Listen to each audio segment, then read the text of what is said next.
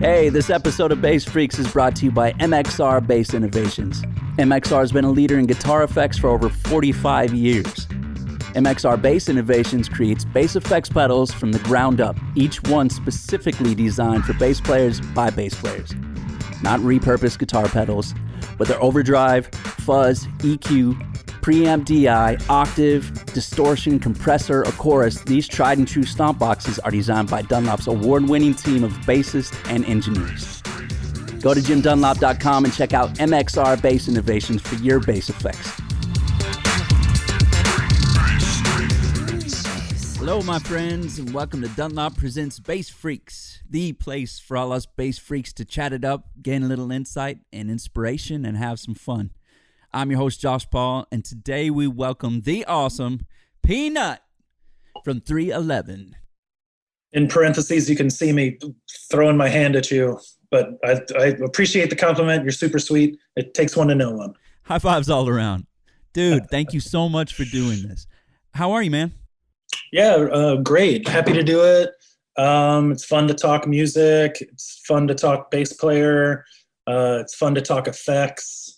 It's fun to talk. It's nice to interact with people. Yes, sir. Speaking of that, how's everything been for you during this year-long quarantine pandemic session that we've had?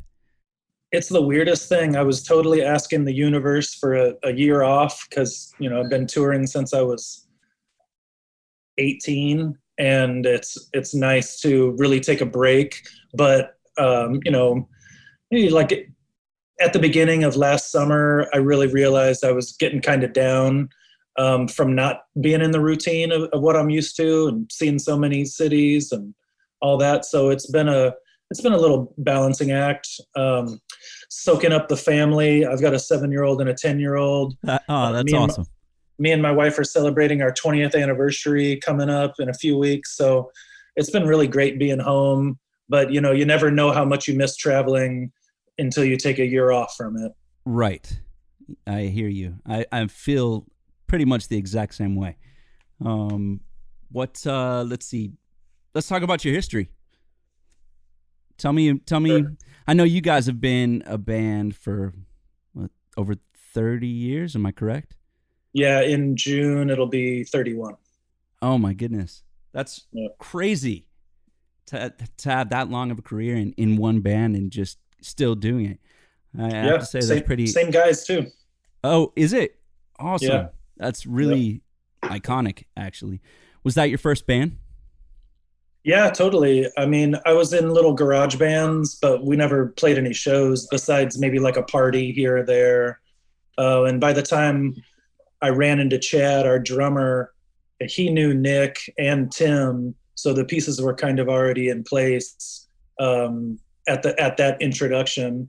And I've known Chad since I was 15. Oh, wow. And I've known Essay since I was probably 8 or 9. He was actually a friend of my brother's who's 3 years older than me, and they were in the same grade together. So I've always known him as, very talented, very awesome person ever since I was single digits. So it's kind of meant to be. We're like we're family in the most real sense. And me and Chad had girlfriends that were sisters, and they were like, oh, you got to meet this bass player, oh, you got to meet this drummer. And I went to his house one day with my bass, and we played Fight Like a Brave, and by the Chili Peppers, of course. And nice. And I just attached my wagon to him, and I'm never letting go. Dude, that is amazing. I can't even express the amount of respect I have for that. That's beautiful. Was it always bass for you? When did you start?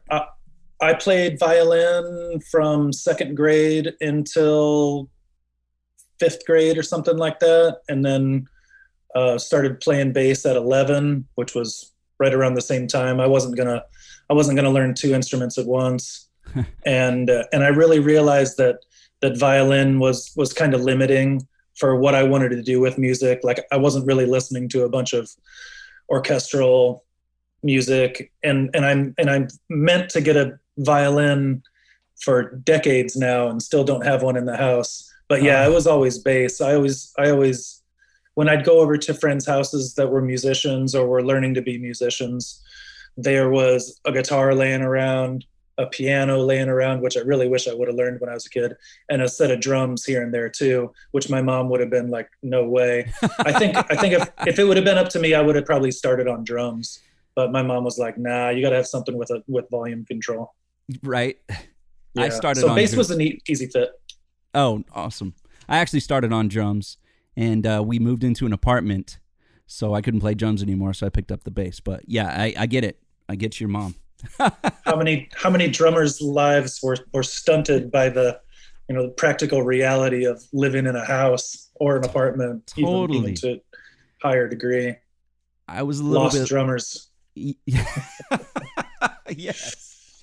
Okay, so you started off really early on violin, switched over to bass. Did you take lessons or were you self-taught? Yeah, I was taking lessons, but it was such a casual, scene at the guitar shop, Russo's in Papillion, Nebraska. That it was my teachers were always like, "What are you listening to? What do you like?" And we'll figure it out, and we'll tell you why it's cool. He'll like take it apart and put it back together again, and we'll make it work. And one of the first things I brought in was the bass solo from Metallica, Cliff Burton's masterpiece, Ah, Anesthesia, Pulling Teeth. yes. And he was like, "We can figure this out, but it's going to take a month." And it did. We Oh, figured it out piece by piece, really slowly. He had one of those like tape players that you could slow the speed down so you could get the notes right. oh, nice. It was a trip. That was some future technology back then.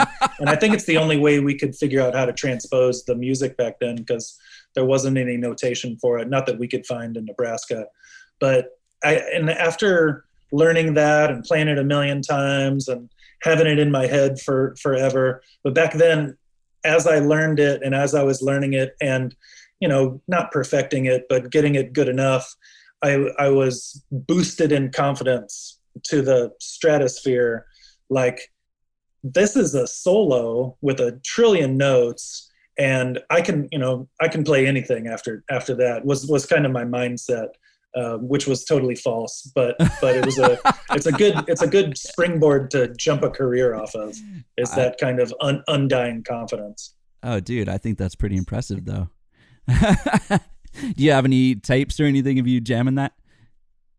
I wonder. I mean, I'll bust it out as a solo every once in a while at shows Oh, if I cool. can't if I can't think of something I want to play, or if I'm not feeling like making up something that I want to play. Right on. It's nice to have in my trick bag. I'm gonna have to learn that from you because I never learned it. So Oh, it's let's so we'll fun. we'll do that sometime soon when we can actually Cool. meet in person. We'll do a harmony part for it. I'll do Yes, like the major third or the perfect fifth for it. I'm gonna hold you to that, man. That'd We be got to cool. do That'd it. be super cool. Were there any influences that you had, as far as bass goes, players Sure. and I mean, yeah, outside of Cliff Burton, who was a huge influence, Steve Harris was really between Steve and Cliff. That's why I play bass. Is I saw them as like lead bass players, yes, where yes, yeah, they were still foundational, of course, and serving the song, but adding to it in a way that only bass players can do, and only flamboyant bass players in their cases can really pull off. And I thought that was really interesting because the instrument is so young, and people were, I don't know, it always seemed like kind of a compromise sometimes, or maybe play over there in the background, don't jump in the front of the stage kind of thing. And yeah. as these flamboyant writers and players and personalities of Cliff and Steve really made me want to explore that possibility. And then I ran into Flea musically, picked up the album Freaky Styley, Love it. probably around 12 or 13, as my older brother introduced me to all kinds of good stuff. And then, Les Claypool, of course, as a kid. playing the instrument, really seeing someone that's almost more cartoon than person play the instrument as such too. Just like, I'll do whatever I want, you know. Yeah. I'll tap, I'll mute, I'll slap a fretless six string. It was like, okay, well, now that all the rules are broken, I'm going to try and, you know, write my own story. Dude, I have to say, watching you play over all these years, I think we've maybe met once or twice, just briefly, possibly, but we haven't really hung out and been able to have a full conversation like this. But you portray joy when you're playing, I think, and good vibes, man. And for me, that's so huge. Aside from all the cool shit that you're doing playing wise, I think that you just look like you love what you're doing, and it really speaks volumes. It shines through. So good on you on that one. Thank you so much. Palms up. I mean, you admit the same vibe. You know, it's just I love playing, but I wouldn't be satisfied just being locked in a room trying to figure out a song. You know, Right. that's fine here and there, and it works. And I'm looking forward to more situations like that. But I've really found my voice, or myself even, on stage performing. Like, I love performing as much as any aspect of being a musician. Dude, There's nothing like it. you do it well, man. Speaking of finding your voice, I think, correct me if I'm wrong, but by forming your own band with these dudes, and growing with each other and evolving, you were able to really invent your sound and your identity, not only with the band stuff, but with your playing. Because when I hear you play, I'm like, oh, I know that's Peanut. Nice. And the music that you guys wrote and performed, you really had a unique sound. It's funky, it's rock, it's some reggae type rhythms and everything like that. It's just, to me, I just smile every time I hear you guys play. So, Nice. Yeah, how that's did what we're trying for. how did that? Tell me about the journey. Tell me about your approach to writing it and how you guys found that. Oh, I and think, you yeah, personally, you know. right. Well, I mean, in the band, I was listening to lots of angsty, loud, you know, this is hard, this, you know, life is hard kind of music. Yeah, And it was refreshing to run into a group of guys, you know, Nick and Essay, in our singers respectively, that were not into that at all. They were into positivity and longevity, and all these things that were kind of like, you know, made me like dog whistle my head, like, oh, that's such an interesting way to go about life.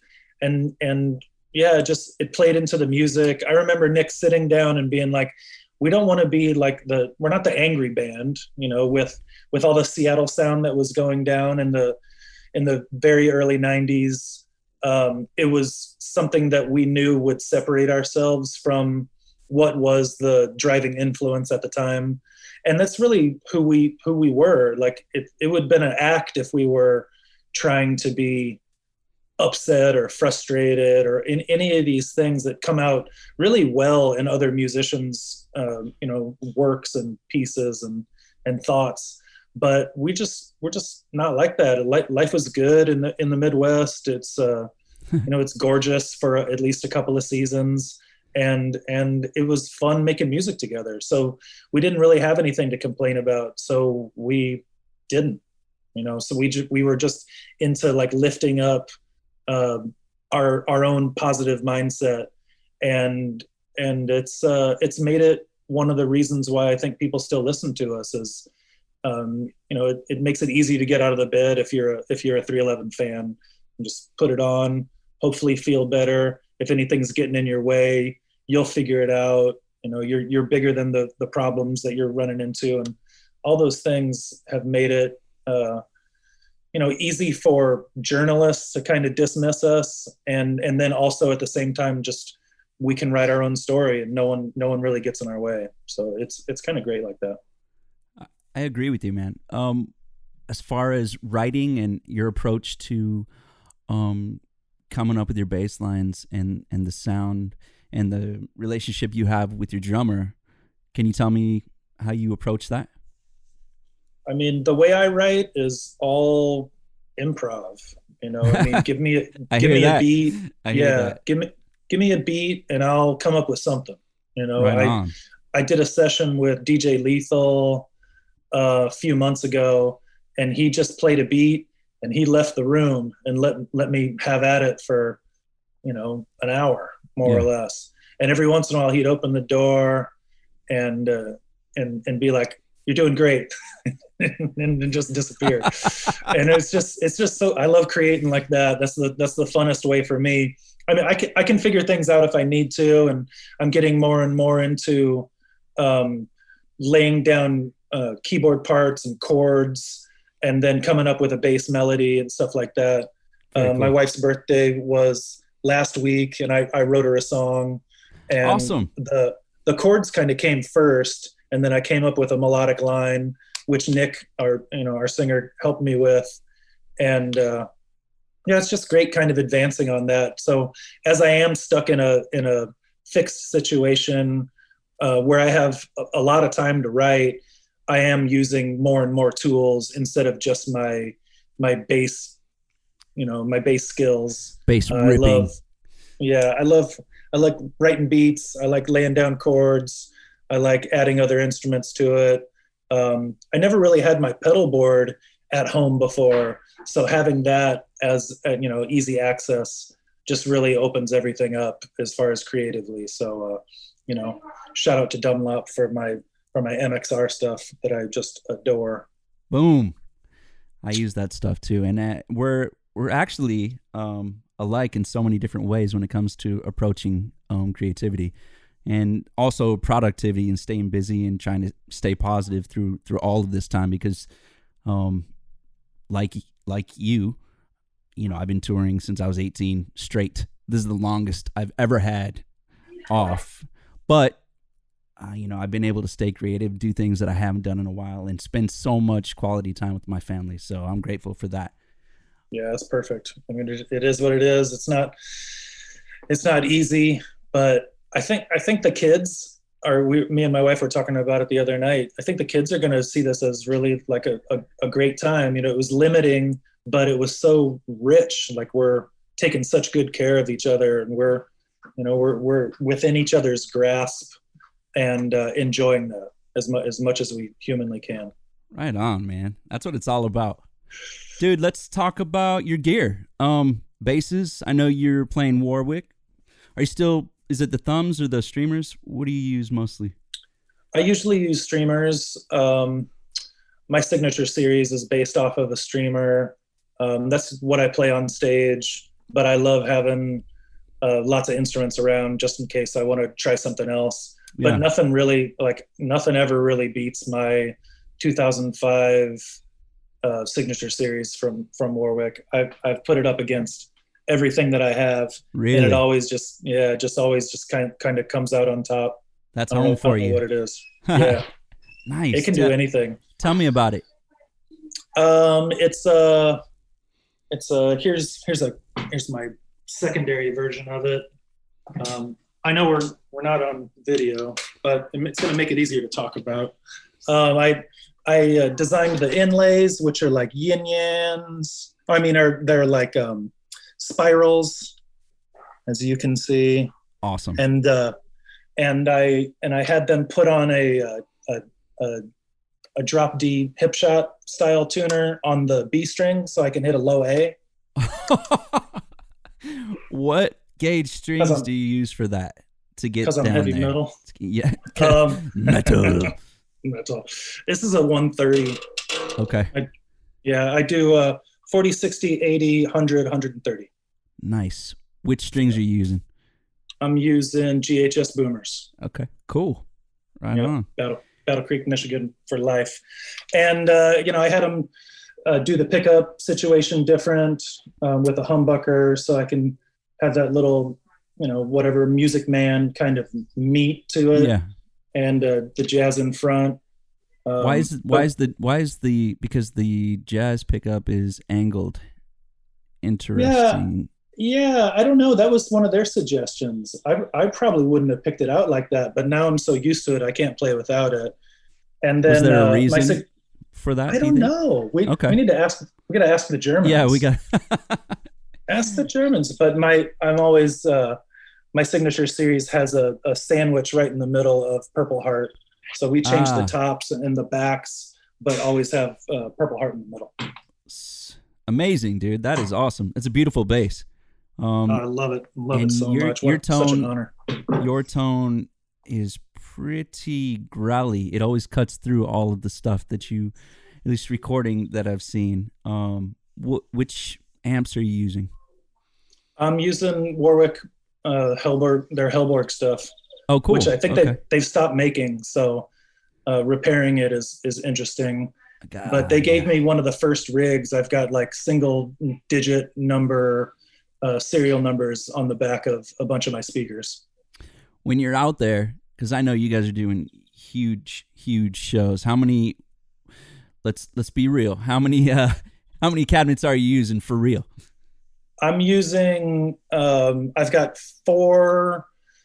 What is it? 2x12s, and then four on the top, and then four 2x15s, I believe, on the Okay. bottom. So I use 8 cabinets, and I stack them 10s on top and 15s on the bottom. And you're always running them all on?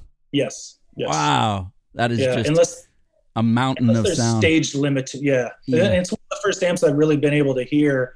I was using SWR, kind of in our golden age, and I could never hear it on stage. I mean, what I could hear sounded fantastic, but I could never push it loud enough to like be moved by it, like a Uh-huh. SVT or something like that. Yeah. So I would enjoy doing like fly dates and having that power of the SVT, but it really, it was like playing, like pudding. There was no kind of definition. Okay. I So get that. so with Hellborg, it has like the power and the meat, and it's a good 1-2 punch where I'm clear, but I'm still like moving air, like we Very have to cool. do. Very, Yeah. very, very cool. Which MXR pedals are you using? I've got on my board right now, I've got the bass octave deluxe, the blue sparkly Yeah, thing. love that thing. And then I've got the bass envelope filter, the purple one. Ah, Yep. trying to get funky with it on that one. Got to do it. Yeah, Got to man. do it. Can't let all the funk guys have all the fun. I know. Let's see. So from your very first gig to now, what do you think you've learned so far? Oh man, that's a good question. Ding. Um, um, I don't know. Our first show was. I'll figure it out as we talk about it. Our Okay. first show was with Fugazi in 1990 in Wow. Omaha, and I got to talk with them a little bit afterwards. I talked to the drummer for a little bit, who said he had a horrible show, but it was incredible. It was like a performance I'll never forget. I think he wasn't feeling good, so it was kind of a tough show to push out for him. Uh-huh. But I don't know, like enjoy it. And that's what I took from them, is they were like, even in their kind of angry DC, we don't sell t-shirts kind of vibe, they were having a blast on stage, sweating and going all over the place, kind of like a Mars Volta performance, where it's just, there's at least a little bit of chaos going on, and in some cases a ton of chaos. So I think keep it interesting, keep it non-predictable, and make a connection with the audience. I think I learned that over time, just in being comfortable on stage eventually. That's probably what I learned the most. And yeah, other than that, it goes along the same lines. It's just have fun. This is a unique situation, and let's make the best of it. I see pictures of like shows, even non 311 shows, and I'm like, God, I miss that so much. So I think it was in me already, one way or the other. There's a lot of music on my dad's side of the family, and my dad's like a ham and has been in a bunch of like acting and singing stuff. Oh, Like very cool. just yeah, so he gets around, and we share that I don't know, kind of introvert extrovert kind of personality. So yeah, it's just it's a constant learning. I mean, I'm learning so much right now, being home, studying other people's songs, that I'm really thankful to have the time. So yeah, just keep learning. The my takeaway here, I'll come up with it finally, is that like I said, when I was a kid, I thought I knew everything, that I could play anything, and that that's totally not true. Like, enjoy being a student, I think, is what I learned. And I always have, even if I didn't really have it in the front of my brain that I was still a student. I was always learning from the guys in the band and other bands that we played with, and then every song I've ever heard. So maybe that's it. Enjoy being a student. That is a great lesson. Let's go back a little bit to your approach, because your technique is so great. You do a lot of slapping stuff, and then you're digging in, playing around the beat quite a bit. How did you fall into that? How did you create that sort of identity in your playing? I mean, it's just what you're feeling. Yeah, it's just I guess it goes into like what's an interesting bass line, what's an interesting song. I think we were all kind of doing that in the band. Like our additions, they should fit together, right, as puzzle pieces, but it shouldn't be all the same color. Like, it's a puzzle that's really diverse, and maybe you'd solve it in different ways on different days. But yeah, I think what I wanted to do, as far as the band project, and myself included in that, was that I wanted the musicians to like us. Like, I thought if we had the musicians on our side from day one, that we'd be successful in that way. There'd always be an audience for us because we're playing interesting music that musicians can take apart and learn something from or be entertained by. And if there's a casual audience that goes along with that, then all the better. But just to have that kind of musician focused, this is going to be a little different than what you're used to kind of mindset is how we all kind of came up with our sound in the band, and how I came up with my sound as a bass player. That's awesome. So would you still say that, for example, playing to those loops or playing to a beat that someone has laid down, you still take that approach even now? Oh yeah, for sure. I mean, that most of the time when I'm recording for other people, I'll make like a anarchist bass line that probably won't work, for the song or the musician.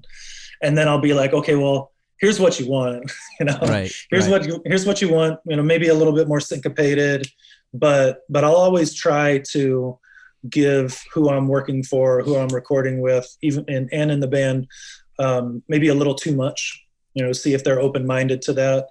And in that way, I explore the ideas of what's possible and what's not possible.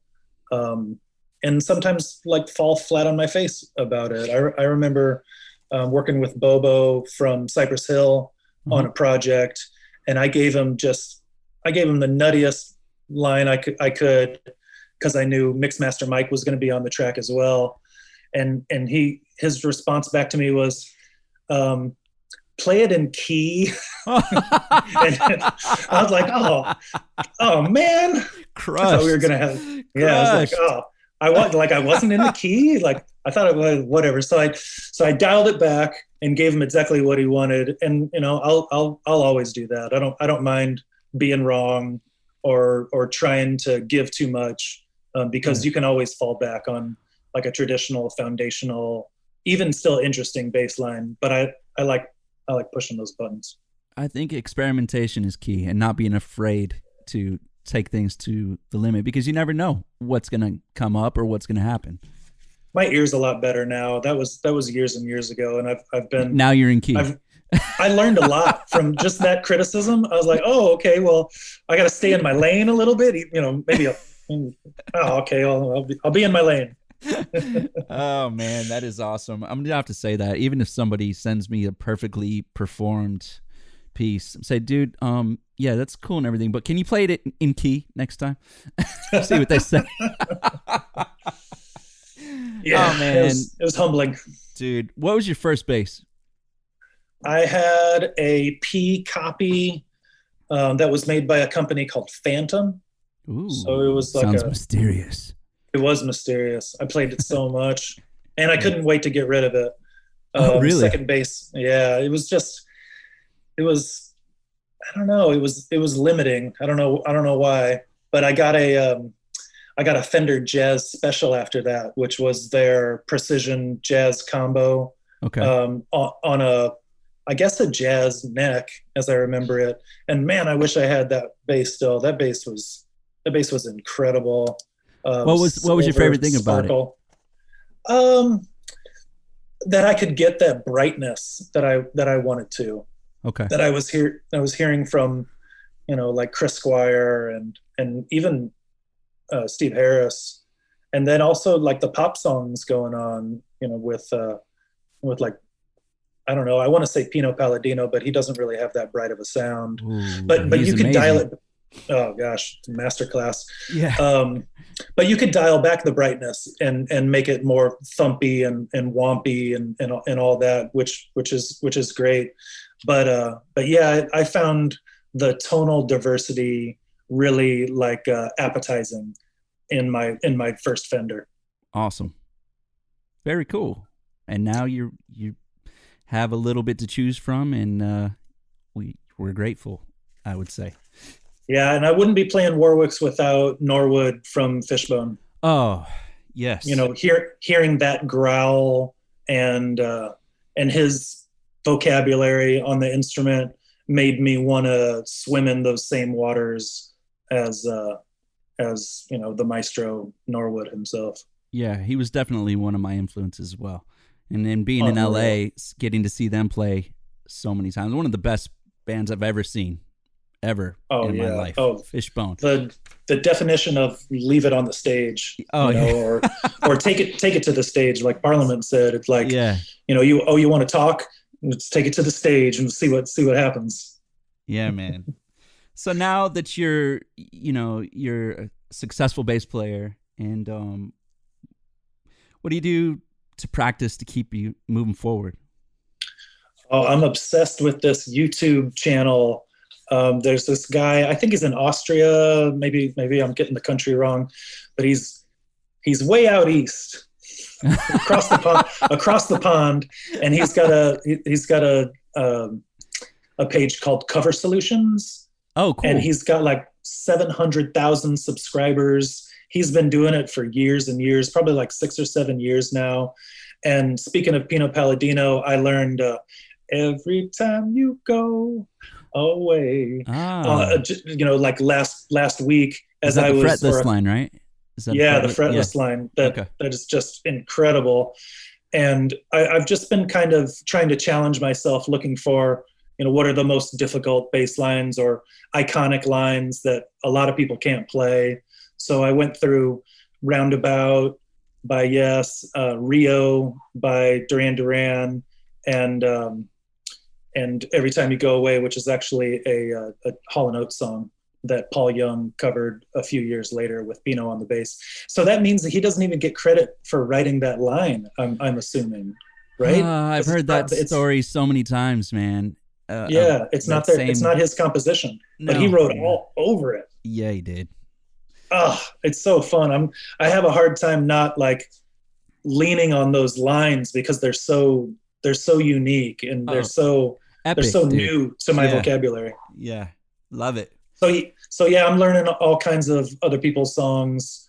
I Want You Back by the Jacksons is supposed to be one of the more difficult, kind of unruly bass lines to tackle.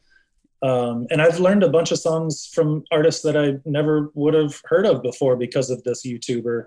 So if you go to his page, you'll find stuff that you've never heard of before and stuff that you've heard over and over again. And his format is really easy to understand, and it's just fun to go to YouTube, type in cover solutions, and just see what he's got going on. I'm gonna have to check that out too, because I need to learn some more covers. Need to add that into the repertoire. Outside of music, dude, what brings you joy? I mean, the family for sure. The kids, watching them grow up, watching them. Where I'm taking them to piano class, in like an hour or two, and watching them love music, having them come up and where I'm sitting right now, be on my shoulders, doing requests. I want to hear this next. My 7-year-old is obsessed with OK Go because their videos are so epic. So after I'm done, like hopefully slaying some bass line, my son Clay will put on OK Go, and I'll have a go at one of their songs as well. So it's fun being influenced by their influences, and then pushing my own stuff on them as well. But I'm a movie, doc, information, video game kind of nerd as well. So all those things give me a lot of joy. And books too. Oh, books. I have many leather bound books. You're on social media a lot too. Can you tell everybody where you are so they can find you and reach out to you? I'm at Peanut on Twitter, PNUT. I'm one of the four letter @, which is rare. Ooh. And on Instagram, I'm Aaron_Wills. And I love being on social media. It's fun for the most part. It can be a little maddening, but that's okay. Yeah. Such is life. It can also be really rewarding. Can't take it too seriously, but have some fun with it. And you got to take a break every once in a while, which I'll get good at someday. Me too. My wife will look over at me sometimes and say, "What are you? Are you still on there? Really?" Yeah, your new posts of you playing have been fantastic, and your numbers are going up really nice on the Instagram. Oh man, thank you so much. I'm having a lot of fun doing those. It's really sort of freeing to be able to just create for nothing more than to make some music and play some bass. I would love to do one with you. We'll get like a 16-bar beat going on and just play some bass. It'd be very cool. That'd be cool. We could trade off. Yeah. Yeah. Here's the grooves. All right. Beatles or Stones? Beatles. All right. Jamerson or Jocko? Ooh. Both. I said the same thing, man. Yeah, because we'd be nowhere without the pop music that Jamerson laid down, and his ability to be kind of an anarchist but in key on those songs is mind-blowing. And then Jocko rewrote the whole book, so yeah, there's a lot to learn from both of those. It'd be hard to ever pick just one of them. 100%. I love Bootsy too. What do you think about Bootsy? Oh yeah, I love Bootsy. Me and Bootsy have a little connection. He was the MC at a show we did out in New York on Randall's Island, where we were doing like collabs with other artists. Oh, cool. And Wyclef Jean came on stage with us, and we did a song together. And when we got off stage, Bootsy was like waiting for me with these big giant arms. Oh man! And it gave me the biggest hug. He's like, "Man, you got the funk," and I was like, "Yes, you do." Me now, kill me my now! God. What an experience! So we exchanged phone numbers, and I've been to his place in outside of Cincinnati on the Kentucky side, and been in his like dungeon of a recording studio, and worked together. I've written some 311 lines in Bootsy's presence. What? And I think, I'm sure that added to the spiritual mojo there within, because he was like yelling in my ear. He's like, yeah, like keep doing that. And I'm like, what did I do? I have no idea what I did. I'll find it. Play the tape back and I can do it again. And he gave me the most inspirational speech I'm pretty sure any musician has ever given me. He gave me the never quit. He's like, no matter what, you're going to get frustrated. It's coming if it hasn't happened yet, but don't. He's like, look me in the eye and tell me you're never going to quit playing music. And I go, Bootsy, I'll never quit playing music. I got you. And he was like dead serious about it. He like cornered me and was like, the world needs musicians. Yes. And I'll challenge every musician to stick with it forever. And I don't think it's a really difficult thing. I mean, maybe the relationships that you have with people in the band will change, and your bands may or may not change, but you as an individual musician has to always kind of stick with it and spread that joy that we're talking about. So yeah, let that be a lesson to you all, straight from Bootsy through me. Amen to that, dude. Thank you so much for hanging, man. I really do appreciate you. Everybody, find Peanut. Awesome bass player. Awesome dude. That is our show for today. Thank you for joining us. Stay healthy and kind. Spread love, good vibes, and inspiration. And remember, you got this. Follow your path and just play. And like Peanut and Bootsy say, don't give up. Keep going. Thank you to Dunlop for making the show possible. I'm Josh Paul. Hope to see you out there sometime soon. And be sure to check out Bass Freaks wherever you get your podcasts. Cheers to you.